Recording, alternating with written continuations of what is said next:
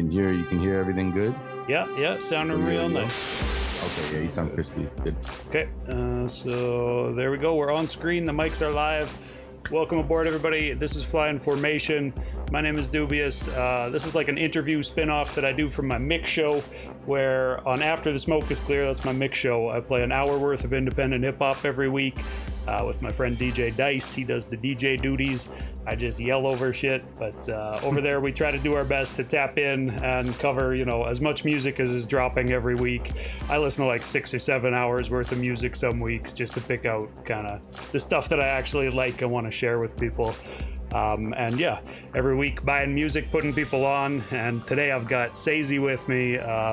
He's an artist from, I believe, Niagra Falls, right, man?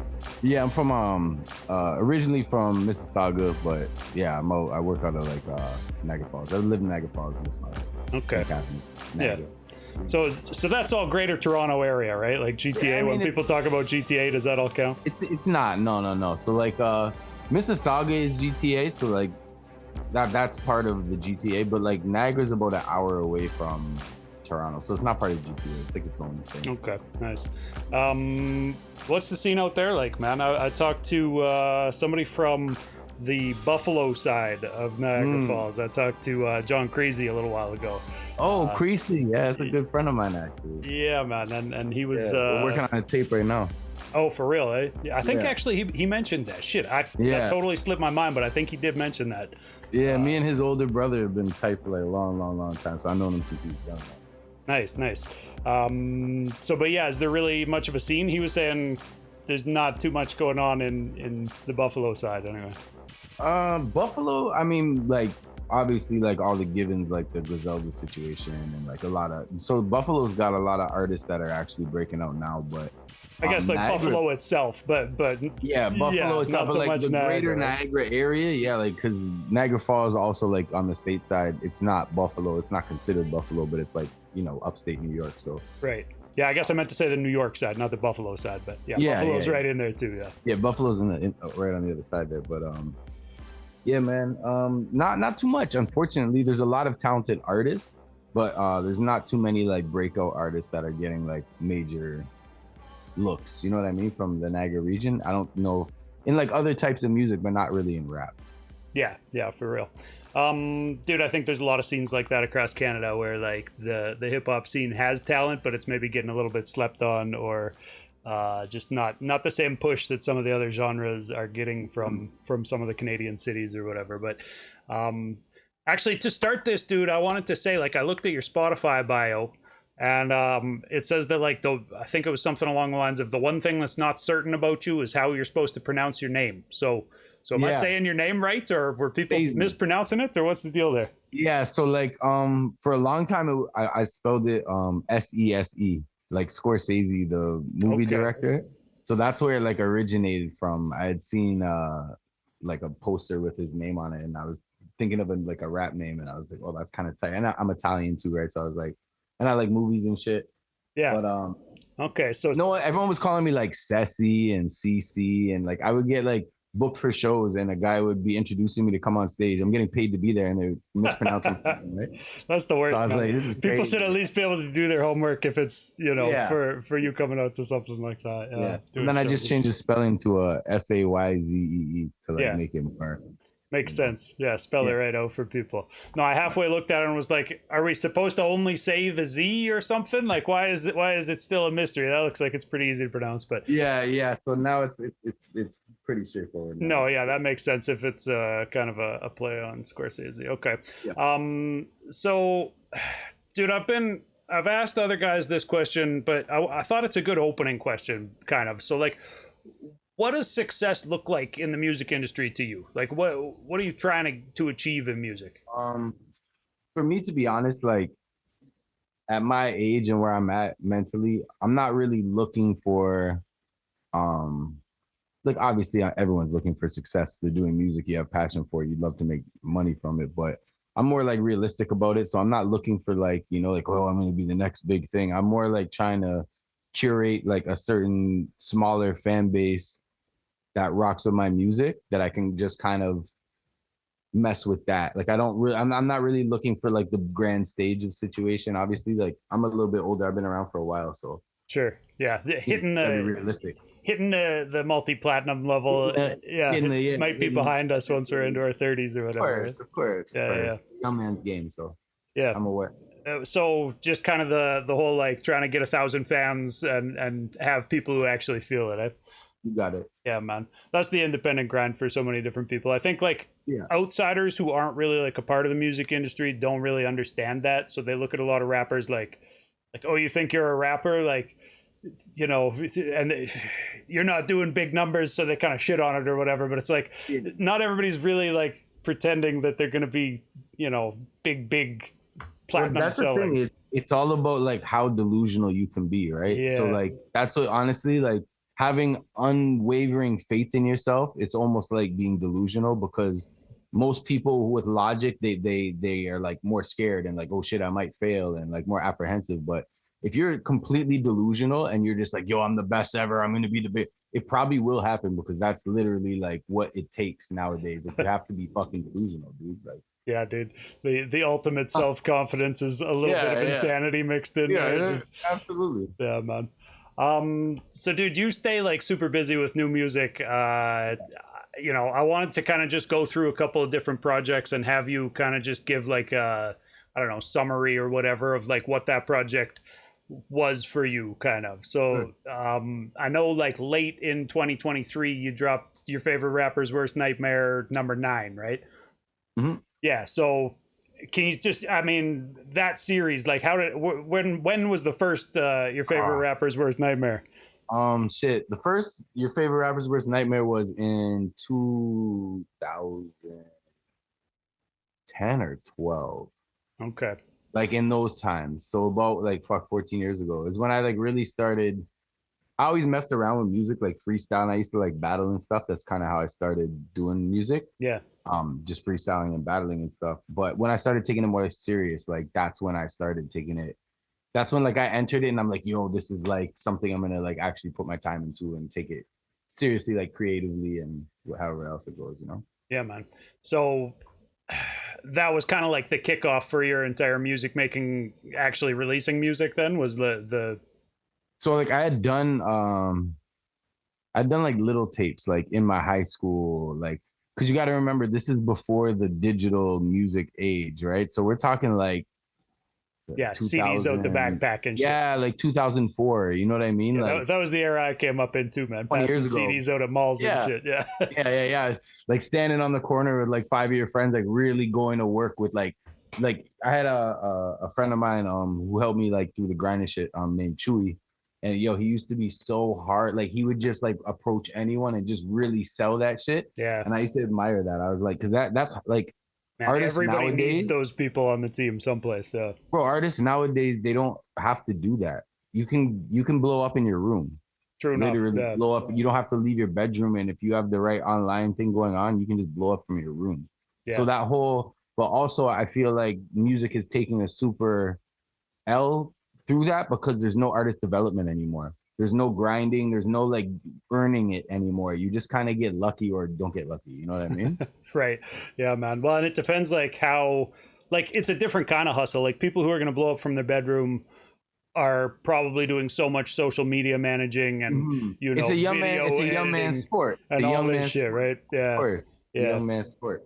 So over the YFRWN series, then like did it evolve like a lot? Is the newest one kind of miles above the original one? Or it always evolves. I mean, and you'll have people who are like, yo, number 4 is the one.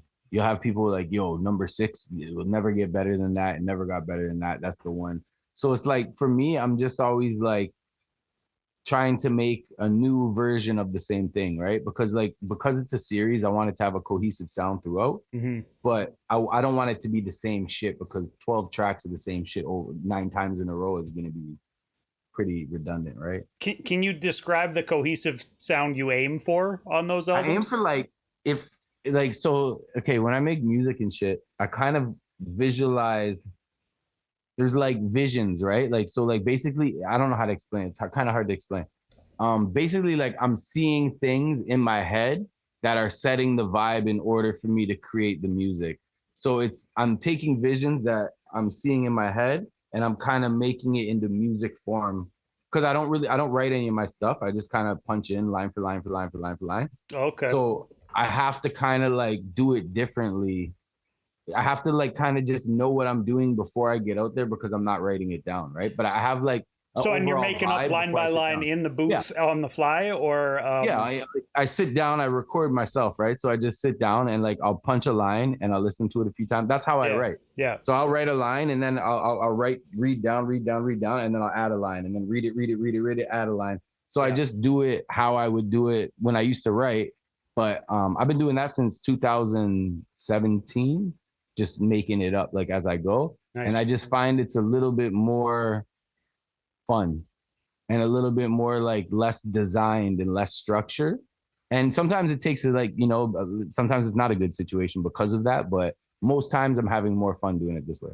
Do you ever find it's tougher to memorize stuff you haven't written down? Like, I'm horrible. I can't remember. Like, dude, I have hundreds of verses. I literally have like multiple hundreds. Constantly music coming out. This is just the first of like 4 albums I wanted to ask you about from the last fucking 5 months. Like, a lot of music. So I'll be honest with you, I don't remember shit. And that's like why I kind of stopped doing shows, because I'm just like scared to go out there and not know my shit. Right. You know what I'm saying? But that comes with like not writing it down. I noticed that after I do it, if I write it down, then I can memorize it. And you're saying like, interesting shit. I wanted to fucking just go through your albums real quick, but like you just said you're not doing live shows anymore? No, I haven't done I did a show with Decisive, like, yo, dude, I won't lie, since COVID, I got like super I just got super antisocial, man. I got used to staying in my house, and like I feel like maybe it had some kind of like effect on like my because I used to like promote clubs. I used to do tours by myself. Like I would be out moving around and I didn't have an issue with that. And since COVID, I've found like I'm way less active in the social scene. I go to less events. And not because I'm worried about COVID. It was just like some internal bullshit that stuck with me. I don't know. Yeah. It's weird, but no, I think that happened for a lot of people, and to a degree myself included, man. I mean, this whole interview thing was kind of a COVID project. Like I was doing the After the Smoke is Clear mixes prior to COVID. And then when COVID came along, I was like, well, fuck, I got all this time, but all I can do is sit here. What else can I add to the game here by just sitting in my living room, right? I'm trying to get back into the shows. Like I got 3 shows now, one in London, one in Barrie, and one in Toronto, opening up for NEMS. Okay, nice. Shout out to homie Bishop Brigante and the Ends. We got some stuff going, so I'm gonna go do those shows.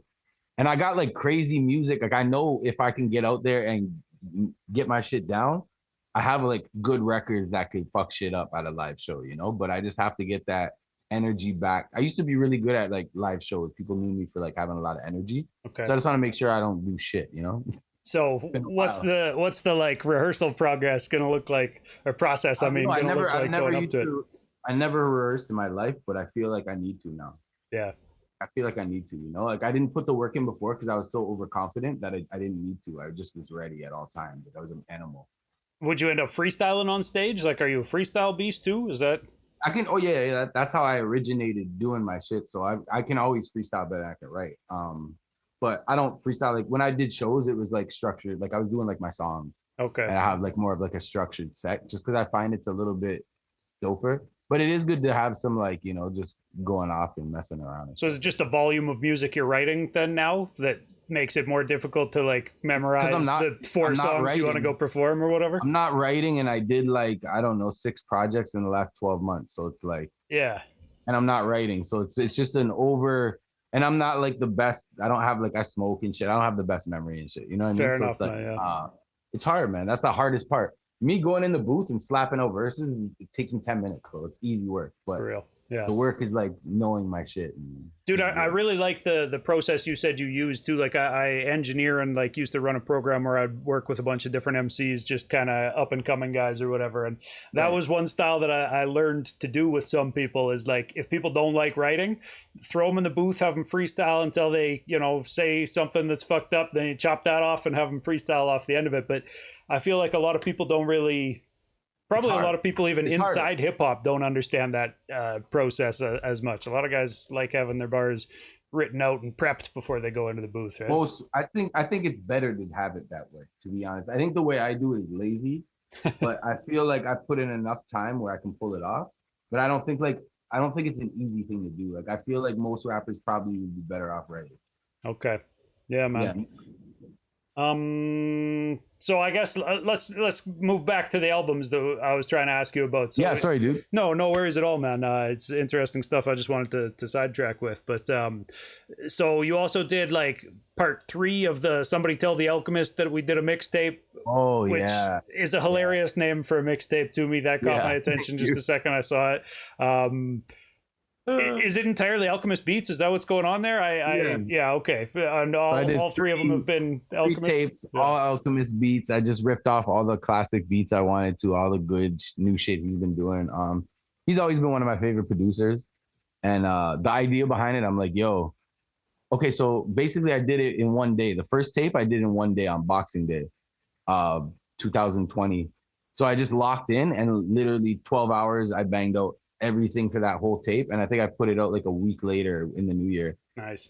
But after that, I'm like, I was guessing in my head, I'm like, oh, maybe he's gonna like hear it, and if he does hear it and it's good, maybe he'll be like, oh, like this guy's actually all right, like he's doing this shit justice, right? Yeah. So I made sure like I was really like hungry sounding and like spitting, because I'm like, there could be a chance like dude's gonna hear it. He didn't hear it, from what I know. Yeah, you never know. I mean, like, he's definitely a hip hop head. He's out there digging, so he could have heard it. Yeah, he could have heard it. Yeah, like, but I just like, I feel like doing like unique ideas and shit is like my best thing I have to offer to just kind of stand out a little bit.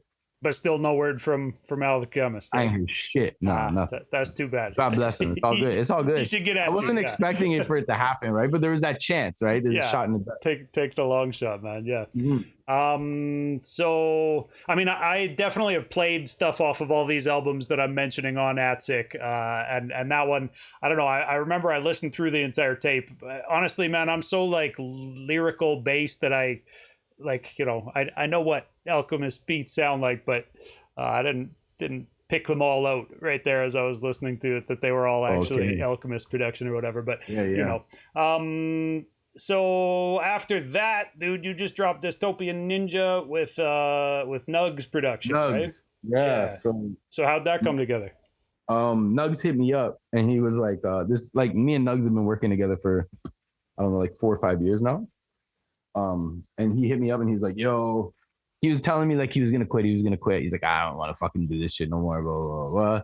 And I'm like, yo, I hear you. Like, I want to quit all the time, you know, like, blah, blah, blah. So we just shot, and he's like, yo, I have one final project. I want to do this like Dystopian Ninja. Like, I don't know. He just kind of had the idea. He had the song names. He had the beats already. So he kind of just sent it over to me and I just banged it out. I think it was like, we did that like in a quick week. Like, okay, so fast. Did he have like hooks and stuff? Kind of nothing like that. Just like a name, just like a name. So I do all the engineering, all the recording, and all the artwork on my end. So nice. And I just kind of started making beats too. But yeah, I wanted to ask you about that. Heat Press was your first. Yeah, Heat Press. Right? Yeah. You got it. Yeah, weird. That was a dope track, man. I like that. Thank you. I did want to ask, man, what do we call that? I was talking to a different MC. I was talking to Kaz Mega a couple weeks ago. He's an Edmonton-based dude, and we were kind of talking about the subgenres of hip hop. And I wanted to say like drumless boom bap, and he was like, "But boom bap is an onomatopoeia. You can't call something that doesn't have the boom and the bap. The boom and the bap, boom right? Bap. So like, what the fuck is that music? Like, I don't like. It's like.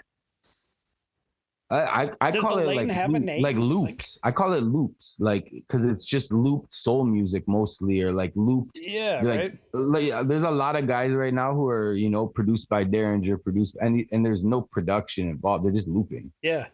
So it's just loops, right? But it's dope. Like I personally, as an artist, I feel like you can get off different shit to no drums, because you're going off more of the vibe than just the tempo. You know what I'm saying? Yeah, well, and there's so much So you're space, able man. to It like leaves so crack much around. space and attention on just the lyricist. Exactly. Like, yeah. Yeah. I really like the style. I just like never really know what to even call it because drumless boom bap doesn't make any fucking sense. But yeah, it should have a name like all the other lanes do. You know, people love the subgenres and shit. Seems like a subgenre at this point. Yeah, right. Sure. But so after the dystopian ninja one, like, and this has all been self-recorded in the room you're sitting in right now. All these. Yeah, I do everything right here. Yeah, where I'm sitting right now, like at my computer, I do everything in this room. Beautiful, man. Yeah, I love that home production, like record yourself aesthetic. It gives so much freedom or whatever. Takes the whole pressure off. Yeah, I find like now when I have people around me, it's harder for me to. Also because I have to like make it up on the spot, but it's harder for me to like do shit when I'm not alone, you know, because I'm so used to now like creating and when I'm alone where it's like I can say anything and if it doesn't work, I'm not like, oh man, like is someone judging me? Like that sounded fucking stupid or you know what I mean? Yeah, dude, I've fucked around and like actually wrote and recorded like live on stream or whatever, and it was that program where I was recording and working with all these new MCs every different day that kind of got me in a mood where I could do that. Where I was just like, well, fuck it, I'm gonna sit here and fire on the camera if I'm gonna sit here and make a music. But I'm not good at like camera stuff or like videos. Like I don't do a lot of content like that just because I'm not good at it. I'm awkward and shit. But... Fair enough, man. Yeah. So. Upcoming, you've got the Tona album, and I think we've heard like 3 or 4 different singles from it at this point, right? Yeah. Can you tell us about that album? Okay, so that album, that was another quick one. We did that in like a week, and then that was last year, and then we kind of like sat on it for a minute, cut a few songs off, reworked a couple other songs, and then added 2 songs. So now we just have like a solid 8-song EP. Okay. Yeah, because I thought I heard like it was a while ago you had some announcement online about like, oh, I got an album with Tona coming. Yeah, and then, like I've seen single, and I'm like, okay, when is the album? We kind of like stretched it out, and it was just like timing. Like he had a lot of shit going on, and like I had a few things going on, so it was just like. But right now we're like in the process. That's probably going to be like the next drop is going to be that album, just because it's ready. Still no set date for it though. I think we're like thinking like end of this month. Nice. Yeah. What was the title of that one again? Sun is out. Sun is out. Yeah, I knew it. That was just something like we were saying to each other all the time. Like the sun is out. Like, oh, I don't know how it even started, but that was just like an inside joke that ended up being the album, man. Yeah. Who made the beats on that one, dude? Okay. Like a variety or? Yeah, we got my dude Skin Deep from Montreal, Tone Mason, Pangea, Gonak. Sonny Carson, Molly Abstract, Chippewa Sioux. Nice, man. Yeah. Yeah. All sorts of different people. Yeah. Yeah, right on, man. Call the whole team. I'm all over the world too. Like we got dudes from the States, we got dudes from Europe, we got dudes from Canada. So okay, so they're not all people that you actually knew personally. Was it people you were just finding beats you liked by, kind of? Yeah. So like how I've been doing it. I've been doing like joint projects with people, just because I feel like at this point, if we can like, you know, harness both our fan bases at once. Yeah. That's the best way to get shit popping now, right? So like I did a tape with Richie Sosa a couple years back. I just did a tape with Jamal Gasol from Niagra Falls, New York. Right. Shout out Jamal Gasol. Working on a tape with Creasy. Got the tape with Tona, and then I just did a tape with producer Tone Mason, album with them. Yeah, I think that's smart, man. Like you were saying, like the more people pushing a project, the easier it is to get it out to a wider audience. Makes more sense, right? Yeah, and I was like stuck in my own bubble for a long time. Like I was putting out albums, like 12-song albums, no features. You know what I mean? So it's just like I'm stuck in like my bubble. Like I gotta like try to be more social, and I have to like try to work with people. And I'm not like, you know, who the fuck am I to sit at home and not work with nobody? Like, you know, so for real, man. And honestly, I think like I know for myself, just like being around other MCs and talking to other MCs, it's one of the reasons that I do this show, is because like I get inspiration from just talking to other MCs, being around other MCs, working with other MCs, right? You know, so yeah, I think it pushes everyone forward to be around people who are kind of competition, but like friendly competition. Or whatever. Yeah, it brings like work ethic out of you, and it'll bring out like different types of creativity because there is a little bit of pressure. You don't want to sound like shit compared to the next guy, right? Yeah. So will there be more singles from that Tona album before the full drop, or no? We just dropped a single like 2 days ago. Jordan Belfort was the name of the song, produced by Gonak. And so I mean that'll probably be the last one. We did Closure with Tone Mason already, and then we did Sticky Tape with Skin Deep. That one from 2 days ago is probably sitting on a playlist waiting for me to listen to it still. Actually. Okay, yeah. I make a playlist every week. But yeah. I actually it was like something we just did 2 days ago. Tona came down to my spot and we had banged that out. And that's when we kind of like finalized the project. We cut a few joints off and added a few joints in. Yeah, I'm excited to hear the entire project, man, because the singles from it that I've heard have all been dope. I'm gonna I'll send it to you after the interview so you can check it out. Hey, yeah, appreciate that, man. Yeah, of course, man. So we mentioned Heat Press and that was the first production that you'd really done. Like, can we talk about the production journey? Well, I remember seeing, I think on Threads, you were saying like, this is the final evolution of Sayzee. I can produce myself now, or something along those lines, right? Yeah. You still feeling like that a couple months later? Yeah. Yeah. Okay. Yeah, for sure, man. Like I probably did like 10 joints already where I rapped on my own beat. Yeah. Oh, nice. I haven't put none of them out. I put out Heat Press, but I'm still getting like comfortable like mixing and mastering my own beat to rap on. And it's like now I'm like taking on like so many hats, right? I'm doing the engineering, I'm doing the rapping, I'm doing the art, I'm doing the beat, I'm doing like a lot of shit. So I want to make sure that like it's not, the process isn't like taking from my creativity, which it does, obviously, like for sure. I mean, honestly, man, I messed around with an MPC 1000 and, YouTube tutorials and the manual for a while because I didn't have anybody around me to teach me to do it really. And like, I remember like 3 months in my basement just tapping away on this thing to make like some beats that were like, okay, or whatever. And eventually I was just like, no, fuck this. Like, pick the pen back up and put all these hours back into that. Like, what are you fucking doing? There's a million guys who make beats. Dude, I just want to say shout out like producers, man. Like, if you're a good producer, like if you're good with sound and like, sonically your shit sounds fire and it sounds big and it's booming. For real. Salute to you, man, because that shit is fucking hard, bro. Yeah, and it takes so much technical know-how and you got to stay up on new plugins and fucking, audio design. Like if I was like up and I didn't have to do my own shit, because like obviously like the less money you have to spend, the more shit you can do in-house, the better, right? Like for real. You gotta spend $80 an hour to record. You're gonna be recording like just very minimal, right? You're not gonna be experimenting. You're not gonna be like. You better have it fucking memorized when you get there, yeah. Yeah, unless you got like a lot, a big budget to spend on music, which a lot of artists don't these days because a lot of artists don't make money off this shit. Exactly, unless the grant just landed, nobody has studio money, from what I see. Yeah. Facts. Yeah, man. So what did you use to make that beat with then, or like what are you producing on? Fruity Loops 20. Shout out my boy Skin Deep. He's a producer as well. He hooked me up with like a crack version of Fruity Loops like in February. I just got the cooking, boom, boom, boom. In March, got the cooking. Allegedly. Allegedly, yeah. I had, exactly. No, but yeah, I got cooking. I had about like, I think I got like 32 beats or some shit now. Nice, man. Yeah.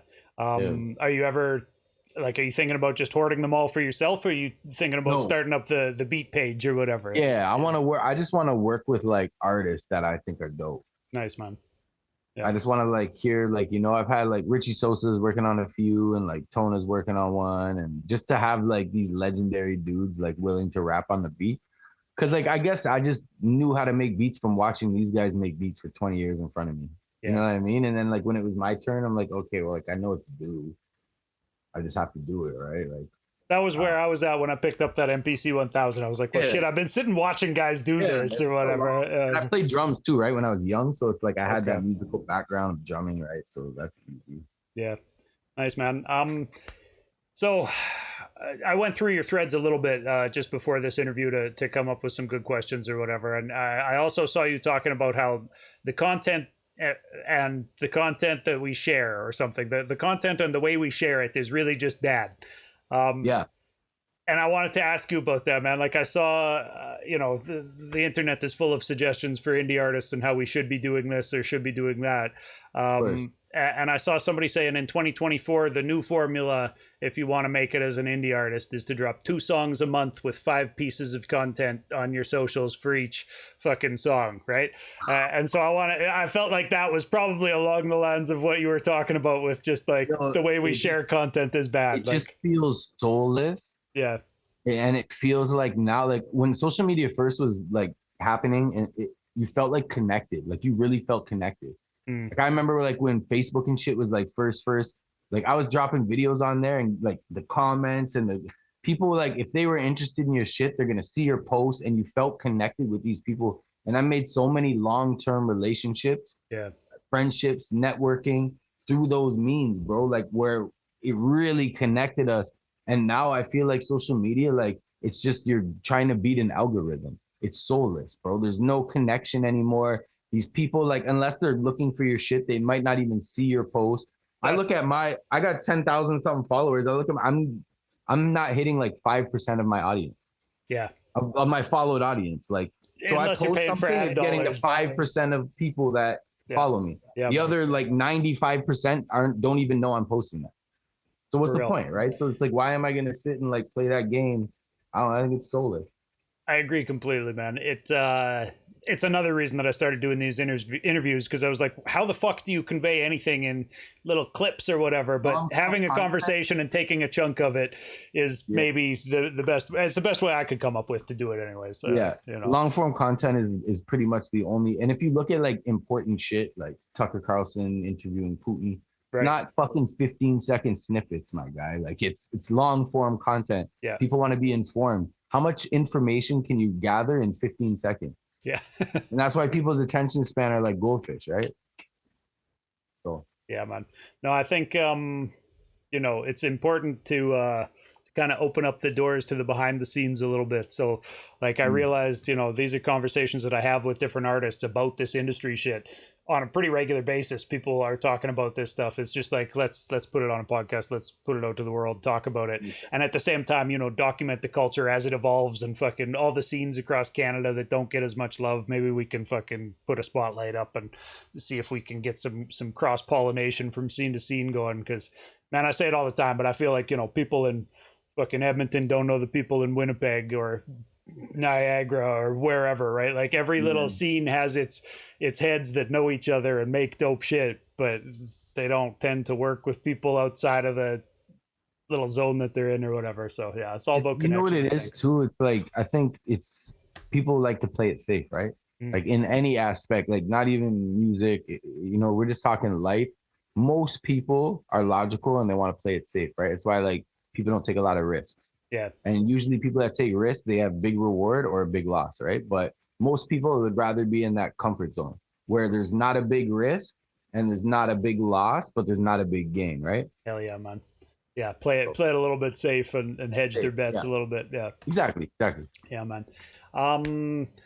I also saw you joking online about like how you should put a mask on and release raps that way. And I feel like that's a thought that a lot of people have had over the years, that like it would be so nice to be anonymous and still be able to put art out to the world.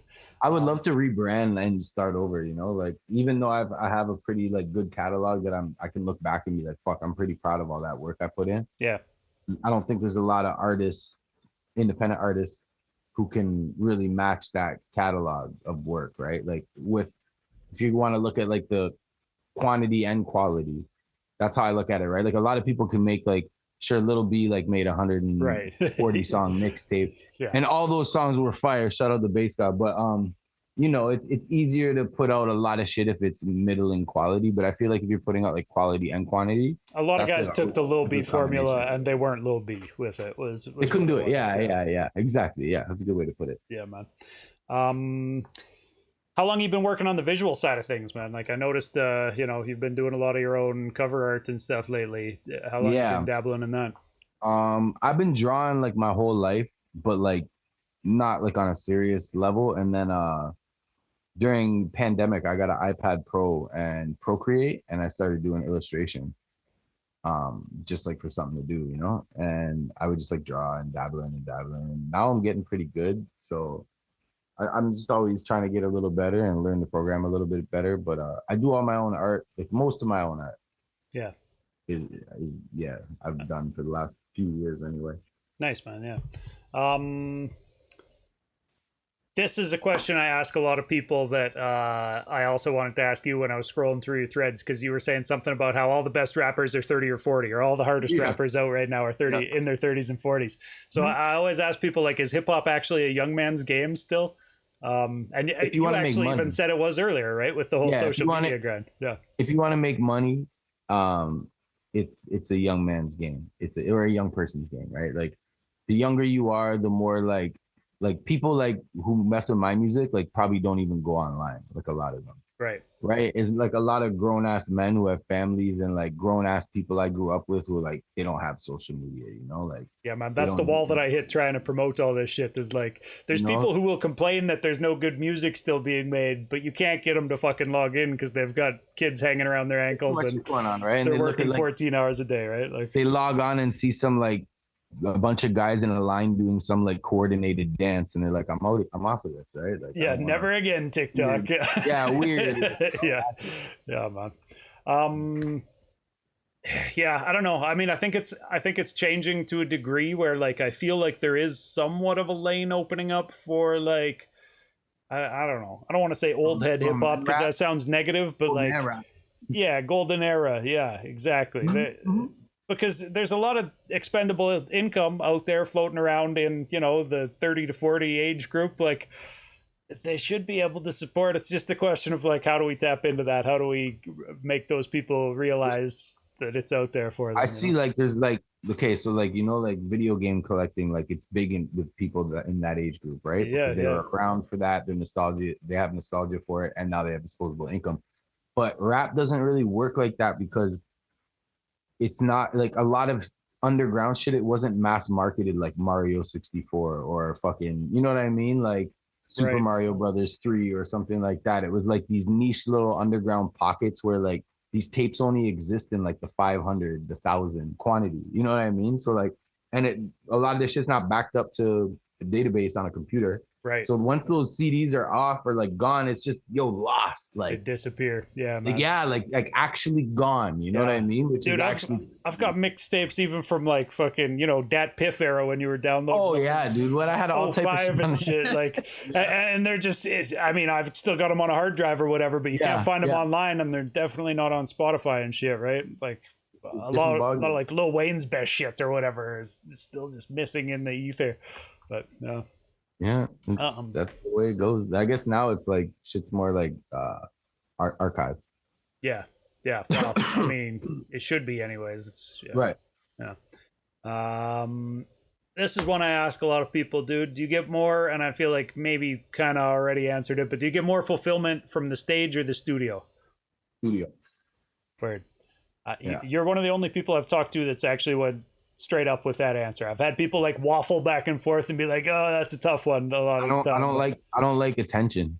Yeah, which is a problem if you're trying to be a rapper. Is that the draw for the mask, or is it more about like resetting your catalog and starting with? No, so like the mask was just a joke because like I just see so many rappers in shiesty masks. You know what I mean? So it's just like no one shows their face anymore. It's almost like to see someone's real face while they're rapping is like rare. Like, oh fuck, this guy's showing his face. Right. Oh, where's your mask, fam? Like I can see your face. Yeah, that's just the way, that's the way people are fucking copycat. I mean, yeah, I'm still jealous of like, the MF Doom route or one of my favorite podcasters is a guy named Blind Boy who wears like a plastic bag over his head anytime he's out in public. Yeah, man. That's and it's crazy. The same deal. He just wants to be anonymous, right? He's got one of the biggest podcasts in the world, but he just would rather remain anonymous.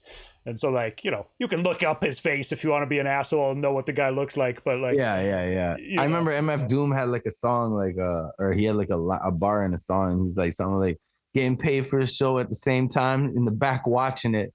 Like he was hiring other guys to go out there with the mask on and just lip sync his shit. Like Bitch, I'm getting paid for this show, and like I'm really in the back cut watching it, bro. Dude, I had heard he was sending guys out to do full tours like that or whatever, like the imposter dooms. Yeah. So ill, bro. So ill. The ultimate supervillain shit right there. Yeah, man. Dude, rest in peace, MFP. Yeah, man. Are you gonna do more streaming? I saw you mentioned that you'd been streaming lately, and even before we kind of fired on to go live here, you kind of mentioned that.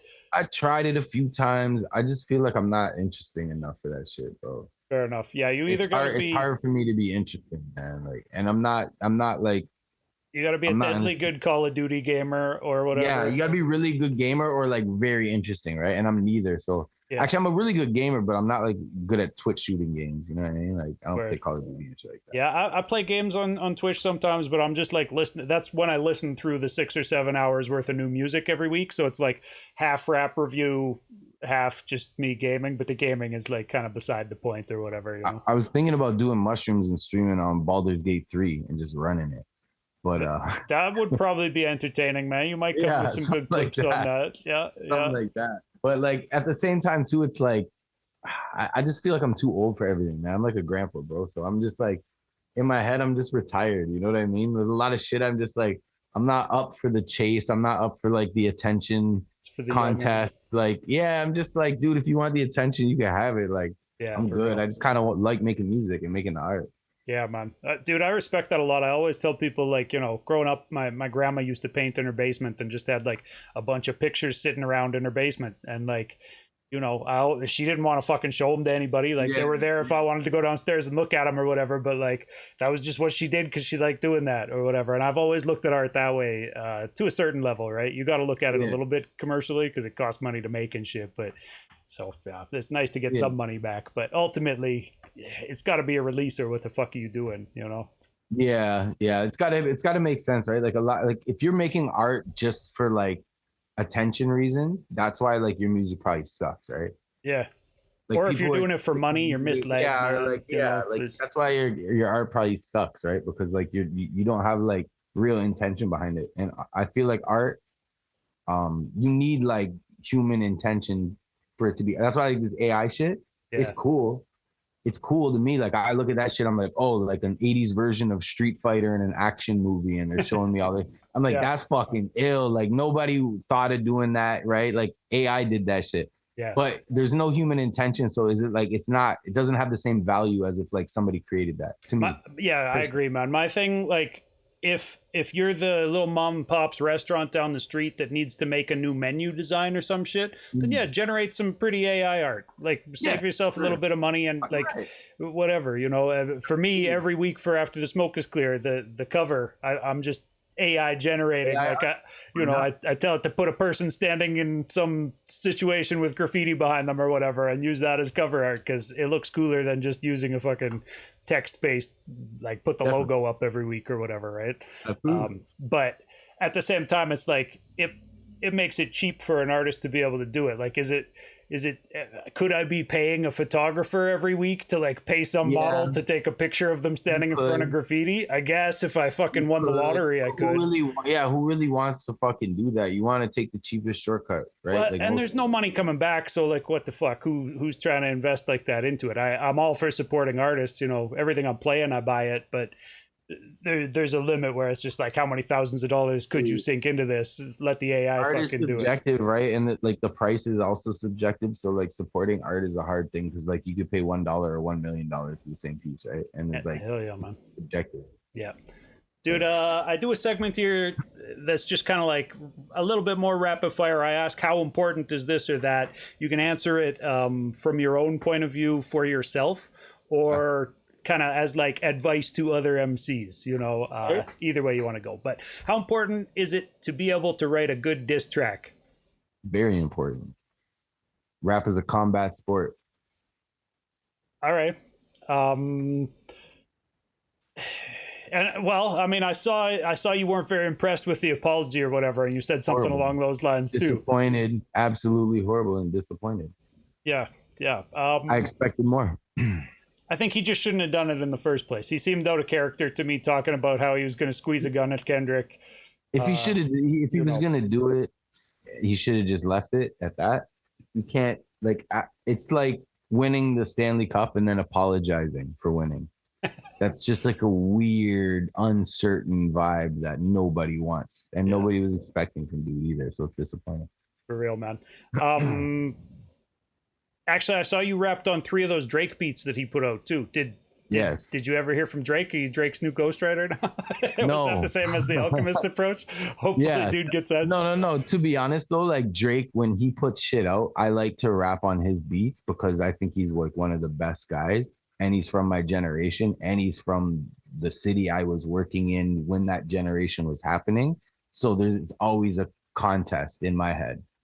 He's, you know what I mean? Like, not the fact that like I think I can contest Drake, like, you know, with his $1 billion or his success. But hey, what if he needs help writing a diss track?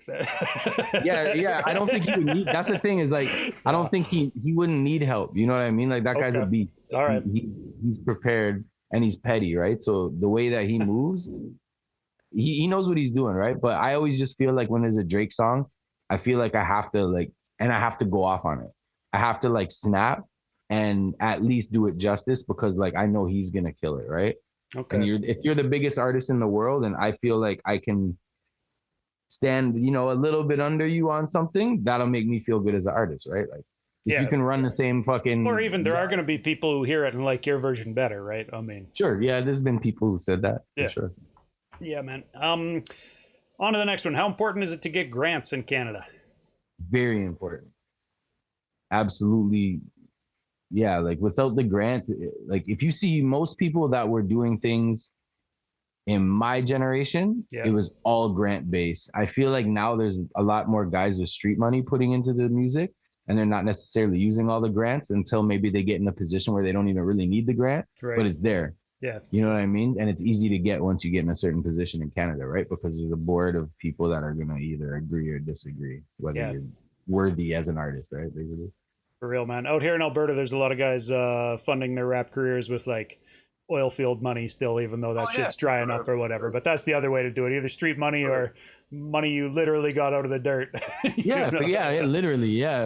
But those guys work so hard for that I feel like spending like 50 grand on trying to be a rapper and working that hard, man. But choice. True enough.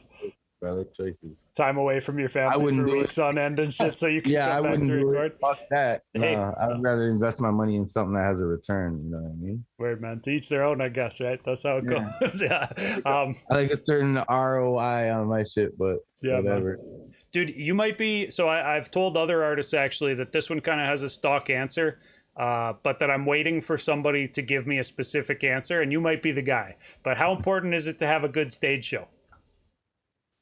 Not that important, to be honest.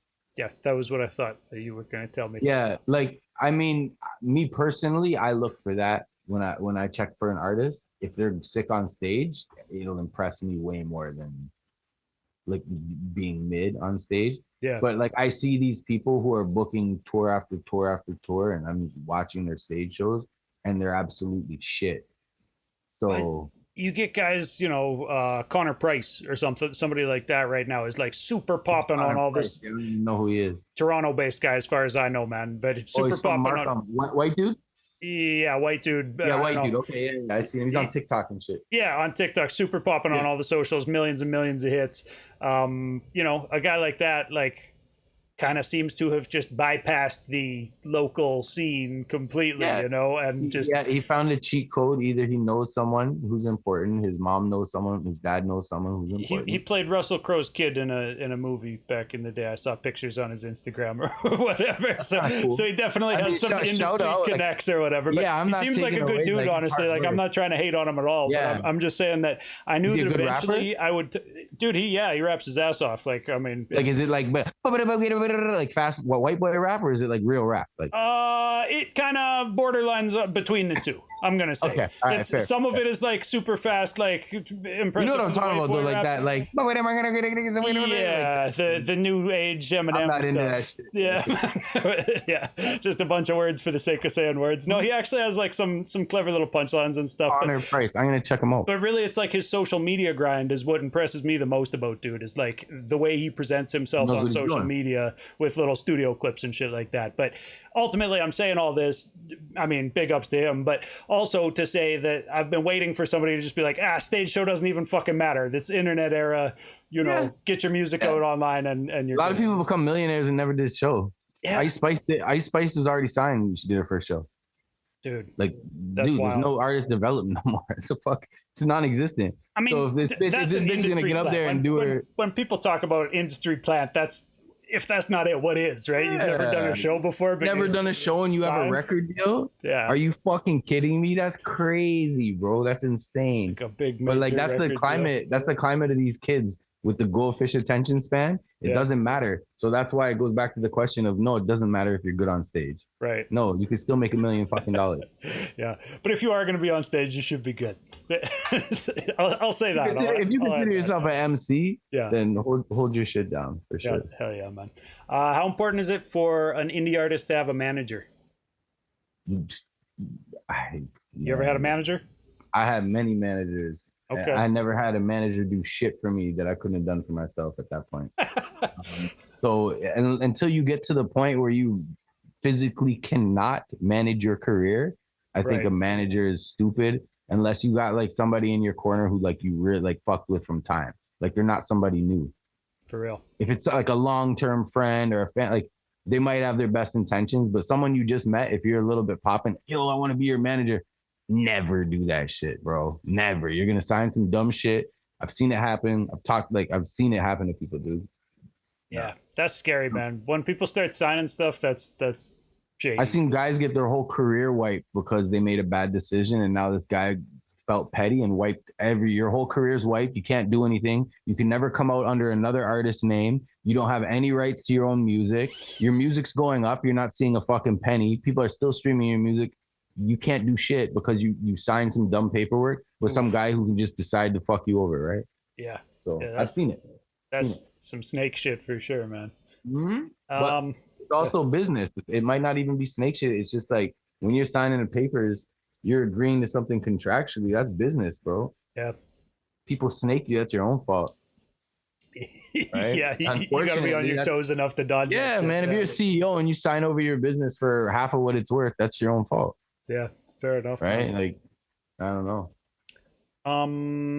How important is knowing other musicians around you? Oh, dude, I think that's probably out of all the questions you asked, one of the most important things. For real. You got to know your demographic. You got to know what your competition is. You got to know, like, you know, other baseball players who are in the major league. They're watching other players, like they're watching two other teams play. Yeah. And they're taking in that game and they're watching how this guy's pitching. And yeah, you have pro to be sports players, you got to be obsessed with the sport. You got to be a student of the game, bro. You got to be a fan before, you know what I mean? And that's the same. I think music, like, if you want to be good, you have to be a fan as much as you're an artist and a student of the game, right? For real, man. That's among the reasons I started doing all the fucking at-sick and flying formation shit, man, was just because I was like, damn, I want to talk to these motherfuckers. I want to learn the secrets of how they're doing this shit. And I just enjoy and I'm a fan of a lot of these guys' music, you know, yourself. Think about the 60 networks you built by doing that, doing something you wanted to do. And you also built 60 different bridges for real, different shit. Right. So it's like, it's smart. Yeah, it's a good way to get your shit going. With artists who are actually out there making moves and shit too. I see dudes start up podcasts and they, you know, talk to their 10 friends that they went to university with, and then the podcast dies or whatever. And I'm just it's hard. Yo, hard, man. It's hard. Like, I think you probably got to do like a year of hard work without getting any type of recognition. No fucking 6 views, 12 views, 15 followers. Yeah. Dude, you got to put that 12 months of pain in, bro. Like with anything. Man, yeah, exactly. No, for real. It's a grind. Like, I think for it real. takes a year to like do anything properly. You got to put like 12 months of your life in that shit, man. Dude, and even beyond that, I'm starting to think it takes some promotion dollars. I think no matter what, with the current climate of it, I think. Oh yeah, everyone's got a podcast, bro. Yeah. They have podcasts with just like middle-aged women just talking about their vaginas. That's the whole podcast. It's like some 36-year-old girl talking about what she does with her vagina. Bro, I don't want to know. Like, I don't care. Everybody figures they can be a podcaster, right? Yeah, actually, but like not everyone has content, man. So it's like, it goes back to that soulless shit we were talking about. I was actually having that conversation with a friend earlier today. He was talking about how like, oh yeah, I think about podcasting or whatever, and I was like, man, there's actually like a lot of fucking homework. I'm gonna sit here for the next 2 hours and like write down questions that I'm gonna ask dude tonight. You know, like yeah, and that's the thing. It's different if you're interviewing Andre 3000 and you know his history and you know Outkast. But when you're like interviewing like little Canadian fucking artists like myself, like you know, so I'm not trying to diss nobody else, but yeah, word. I'm a little Canadian artist, but you know, like it's like you gotta dig in and be like, oh, I gotta find out about this guy's Freddy Krueger mixtape series from 2010. Like, well, and like I said, you know, like I actually have been paying attention for the last since I've been doing After the Smoke is Clear 5-6 years now, you know, so I have genuinely, you know, been checking out your projects as they drop and playing them on AdSync before we connected. There's so much. Oh no, man. Sorry, what'd you ask? Did I come like across you came across the music like before we had connected, like because I think I saw you do like the Run and Gun interview. Oh yeah, man! I've been playing your music for years and years now, bro. Yeah. No shit. Okay, crazy. Yeah, for real. Because what I do is like, dude, I'm actually, you know, if I see somebody featured on another person's, just the same way that I used to with CDs, I'd go buy a CD by that guy if I saw a feature from him that I like. Killer Priest, who's that? And you go buy that. Exactly, man. And eventually you have fucking 75 CDs that all have a Woo logo on them, right? Like, yep. that was me for real. And like, you know, now I've just realized that like, well, shit, Spotify, as much as we all hate on Spotify, from my point of view, man, it makes life really fucking easy to like find different artists and then like, oh, here's the link to his Instagram. Now I'm following him on Instagram, you know? It's insane, man. But like, there's gotta be like a way to hook because discoverability is so hard now. Yeah. Like, so it's like, you kind of have to like have a reason to look for Sayzee. You're not just going to come across it. No. Unless you're like on some random playlist and I got lucky enough to get put on there, right? Like, so it's so hard. That's the problem I have is like the music shit is easy, but when it comes to like marketing and the business side, I'm really bad at it because I'm scatterbrained, I have ADHD. I'm just like not a focused, like centered person. I'm everywhere. And that's why I'm good at creating shit, but I'm horrible at releasing it and like getting it out to the public and putting it in places it needs to be. For real, man. Dude, how important is an MC's political opinion? Don't mean shit, really, in my opinion. Unless you're like, that's your whole like Tom McDonald ass aura is like political right. rap. Unless that's who you're trying to cater to. Oh yeah, there might be, and there's probably a don't sum political rap up as just Tom McDonald. That's, other people have been like, unless you're trying to be Immortal Technique or some shit like that. There's like the progressive ones too, right? Yeah. But I feel like Immortal did it in such a better way. Yeah, of course he did. Well, and it's different ends of the political spectrum Tom McDonald are represented by those two guys, right? He's a big artist, but like it's not my kind of music, right? Like, oh, dude, Tom McDonald is catering to far right extremists who just want to be fucking mad about immigrants or whatever the fuck he raps. No, but here's the thing: I like Donald Trump though. Okay, all right. I straight up. Tom McDonald takes it too far. All right, okay. I'll say it. Crucify me. I like Donald Trump. I think he's a lot better of a president than Joe Biden. Holy shit! All right, personally. All right. And I'm not here to argue politics. I just ask questions. You know, it's politics. It is what it is, right? Like, but that's the thing. Like, what does it matter if I like Donald Trump? Like, at the end of the day, if you like my music, it shouldn't fucking matter what I think about right or left. You know what I mean? Like, yeah, weird, man. I don't. No, it's just an interesting question because like a lot of MCs do get political, whether it's like overtly like Immortal Technique or fucking. Whatever, Tom like McDonald or whatever. But a lot of guys just have it kind of peppered into their music, you know, like a Killer Mike or somebody like that. I like say some political shit here and there, right?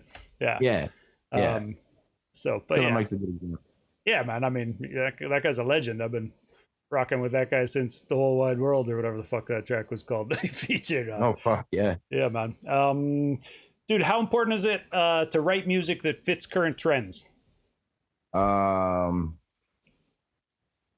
That's a hard one for me to answer only because it depends what you're trying to do. If you want to stand out and if you're very like much about like individuality, then I think trends are a horrible thing to follow. Like me as an artist, I don't do the trends. I don't do like the current whatever, you know, I'm seeing fucking this guy do, so I'm gonna go try to emulate that and make a song. I think that's probably the worst form of art is like horrible emulation, like a shitty jumping version of something that already sells. Well, it's just like, you know, like we have beans. Why do we want shittier beans, right? Like there's like, you're just making a worse version of something that exists. So I find like if you're just trying to make something of your own, it's gonna hit harder regardless. Even if it's worse, it's gonna be different, and like people are gonna hear that it's genuine. For real. Yeah. You know what I'm saying? Yeah, man. A couple more questions and we'll close this out, dude. So coming up on an hour here. But I ask everybody before they go, can you describe your local hip hop scene? So I already kind of asked you at the top of this, but we're like going to end it out on that note. Graveyard. Yeah, fair, man. Are there any other artists you can shout out from your scene that I should be up on? Because that's another reason I like to ask artists this is like, if anybody knows the dope motherfuckers from their town, it's the other dope motherfuckers. So yeah, there's like AWOL, Wheezy. He's sick. He's from Nova Scotia originally, but he's been in Niagara for a long time. There's guys like Chewy, who I grew up doing music with. Ezza, part of Choom Gang. Oh yeah, I like his stuff, man. Heard Ezza before? Yeah. Ezza's from over here. He's a friend of mine. They just dropped a Choom Gang project, like Danko 2 or something. Yeah. I was on the first one. Oh, nice. Yeah. Yeah. There's like a younger guy named Wes Trill. He's been working. There's another guy, Tony. There's a lot of like guys, but there's just like nobody, unfortunately, like doing it like on a serious level right now from Niagara. Right. I kind of had that crown for a while when I was moving and shaking and shit, but I haven't really seen anyone like pick it up too hard after me. A lot of guys have dope music and a lot of talent, but they just don't really push it, or they, you can only find it on their SoundCloud or whatever some of the time. Right? Oh, shout out Thunderground Radio. This dude Arsenal from down here, he's been doing shit for a long time. Yeah, they put on like ciphers, right? There's Thunderground. Yeah, ciphers. Thunderground. They do like ciphers, and he does like DJing and shit like that. Other dude from LA, and then a guy from down in Niagara here. Okay, yeah, I kind of looked into that because I've seen probably you and other been people who I follow put on those Thunderground things. Shout out Arsenal. I couldn't figure out like where he's actually from or what that actually is. Is it like one dude specifically, or is it like it's a dude named Josh? Yeah, it's a dude named Josh from down here. His rap name's Arsenal. He produces and he raps. And he's been like doing shit for the scene for like a long time since I was been around. Nice. But then I think he hooked up with a dude from LA, and now they do the Thunderground Radio. Yeah, right, which is like a weekly like stream and stuff. But they're always playing my shit. Shout them out. Yeah, hell yeah. Any plans for shows or tours or anything else that we should plug before I let you go? Yeah, we got the NEMS show. I just want to pull up the date here so I say it properly. Yeah. So the first one is in Toronto, June 7th at the Rock Pile. There's one in Barrie, June 6th at Queen's Nightclub, and there's one in London, June 8th at Club Fuego. And that's the Don't Ever Disrespect Me Canadian tour. I'm on 3 of those dates, you know what I'm saying? Nice. Along with my man, TRA, the Rhyme Animal, if you know who that is. Yeah, actually I just bought a track from him the other day. Okay, salute, man. Yeah, Dre Specs is gonna be on there. A lot of dope artists, man. So who else? A whole bunch of guys, man. Casper is on the London show. So yeah. Like Casper Marcus or Casper TNG? Casper Marcus. Two different Caspers. I don't think it'll be Casper TNG on that kind of a show. That wouldn't really make sense. Okay, I got you. All right. Yeah, Casper Marcus. Okay. Shout out Casper. Yeah, weird. What's the best way for people to support you or other artists that they like, dude? My Bandcamp. I always put music out on my Bandcamp. I put out probably 20 projects in the last 5 years on there. So it's like plus a bunch of singles and a lot of freestyles. I'm always putting out shit. It's sayzee.bandcamp.com. If you want to buy the music, you can buy the music there. A lot of it's just like name your price. So if you want to pay like $1, cool. If you want to pay like $10, cool. Some people give me like $80 for an album. So you know what I mean? Some people look out. Yeah. Because they respect the art, and I respect that. Donations help, man, right? That's whether it's if you want to throw some bread at me, it's always I need help paying the bills always, right? Like it takes money to make money, so. Yeah, for real. So I've mentioned that you're on Threads. Where can people find you on social media most often? IG, pretty much Instagram. I don't really do TikTok. I'm on Twitter too. I think it's just Sayzee_Y4W1 on both. Nice. Okay. So Y4WN is your favorite rapper's worst nightmare. It's like an acronym. Yeah. I got it because of the mixtape series. Of course. Sense, yeah. You're there. All right, man. Well, thanks a lot for doing this. Appreciate you taking the time out of your day. Of course, Dewey. I appreciate it, my guy, and thank you for always like supporting and playing the shit and just being cool, man. Level headed. Hey, yeah, man. Keep sending music. Keep sending, even links for when you drop new shit. I'm gonna keep playing it for people. I'm gonna send you that Tona album tonight. For real. Thanks, dude. Wow. Okay, Appreciate brother. it. Peace. Okay, peace, everyone. Salute. All right, that was that interview with Sayzee, Niagara Falls based MC. Dude's really dope. You should check out his music if you haven't. He's always putting out new stuff. I'm excited to hear his new drop with Tona. Follow him on the socials, like he said. And, thanks for coming through in chat, hanging out while we do these things. They happen regularly here Tuesdays on twitch.tv/Doobyis. You can always find the archives for all of the 60 or so interviews that I've done so far over at youtube.com/Doobyis. If all you can remember is Doobyis, Doobyis, throw a .com after that. That's the hub for everything that I do. I make a post for every one of these and every episode of After the Smoke is Clear. If you like supporting independent Canadian hip-hop, After the Smoke is Clear. I think I play more Canadian artists than anybody else. I think that's the claim that I get to make. If anybody can prove me wrong, I would be happy to be up on a show that does what I do. But you can find the archives, mixcloud.com/Doobyis. And there's like 5 seasons worth of weekly mixes, and it's always new release Canadian stuff, or at least like 85, 90, 95% of it is Canadian stuff. Coming up for Fly in Formation. Next week, April 16th, I talked to Lethbridge's own Javier Escuela. April 23rd, I talked to Calgary-based MC Sincere. Excited for both of those. April 30th, I'm talking to Z the Free. I'm not sure if it's a Saskatoon home base or if she's based in Calgary. I know I see her posting from events in both those places, so I'll catch up with her and figure that out on April 30th. Z the Free, Shark the SOB, Kitz Willman, JRoberts, and Roshin are coming up through May. So, hit follow over on twitch.tv/Doobyis and come through, say hi. If you've got questions, feel free to ask them. If it's a good question, I might pretend that I thought of it myself, but, I'll ask the person I'm interviewing and we'll see what they say. Peace, everybody. Have a good night.